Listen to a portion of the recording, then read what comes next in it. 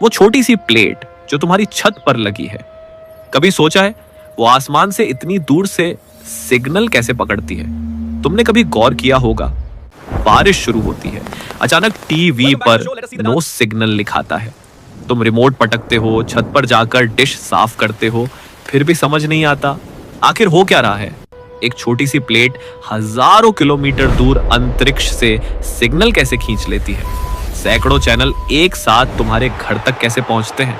आज हम ये सब समझेंगे और यकीन मानो इस वीडियो के बाद तुम्हारी छत पर लगी वो साधारण सी डिश तुम्हें बिल्कुल साधारण नहीं लगेगी।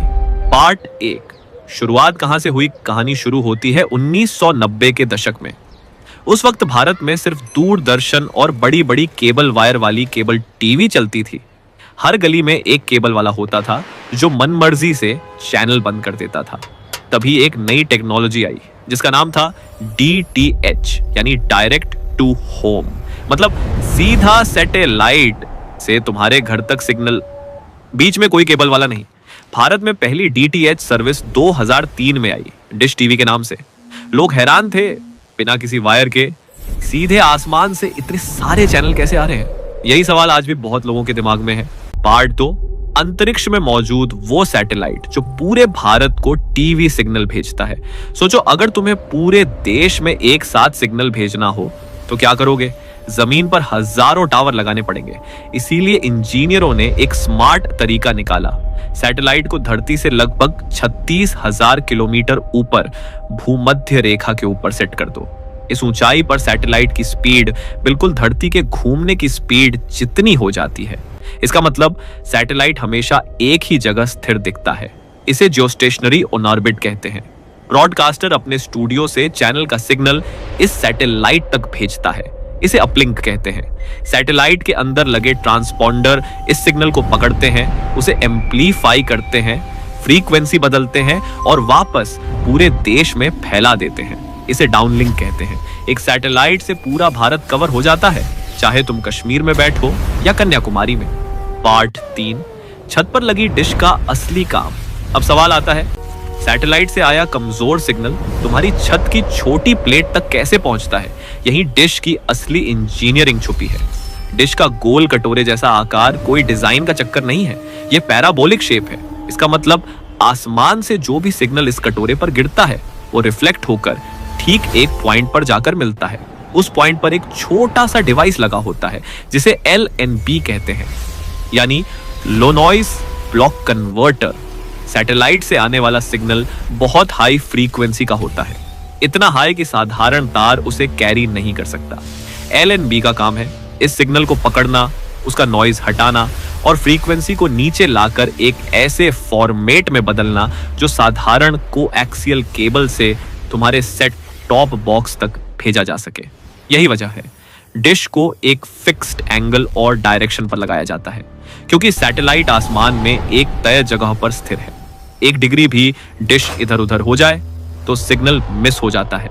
पार्ट 4, सेट टॉप बॉक्स, जहां सिग्नल बदलता है चैनलों में LNB से आया सिग्नल अभी भी सिर्फ डेटा का एक बंडल है। टीवी इसे समझ नहीं सकता। यहां काम शुरू होता है सेट टॉप बॉक्स का। सेट टॉप बॉक्स सबसे पहले इस सिग्नल को डिमोड्यूलेट करता है, फिर उसमें से MPEG फॉर्मेट में कंप्रेस्ड वीडियो और ऑडियो डेटा निकालता है। लेकिन असली ट्विस्ट यहाँ है, सारे चैनल इस सिग्नल में होते हैं, चाहे तुमने उनका रिचार्ज किया हो या नहीं। फिर फर्क कैसे पड़ता है? इसका जवाब है CAS यानी कंडीशनल एक्सेस सिस्टम। हर सेट टॉप बॉक्स में एक स्मार्ट कार्ड लगा होता है जिसकी एक यूनिक ID होती है। जब तुम रिचार्ज करते हो, ऑपरेटर के सर्वर से तुम्हारे कार्ड को एक डिक्रिप्शन की भेजी जाती है। ये की उन्हीं चैनलों को अनलॉक करती है जिनका तुमने पैकेज लिया है। बाकी चैनल वहीं सिग्नल में मौजूद रहते हैं, बस एनक्रिप्टेड और लॉक्ड। यही वजह है रिचार्ज खत्म होते ही चैनल अचानक काली स्क्रीन दिखाने लगते हैं। डेटा वही है, बस चाबी छीन ली गई है। भाग 5, एक सैटेलाइट से सैकड़ों चैनल एक साथ कैसे पहुंचते हैं? एक सैटेलाइट के पास सीमित ट्रांसपॉन्डर होते हैं, फिर भी सैकड़ों चैनल कैसे भेज दिए जाते हैं? जवाब है मल्टीप्लेक्सिंग और कंप्रेशन। हर चैनल का वीडियो MPEG 4 जैसी टेक्नोलॉजी से भारी कंप्रेस किया जाता है। जिससे उसका साइज बहुत छोटा हो जाता है बिना क्वालिटी ज्यादा गिराए।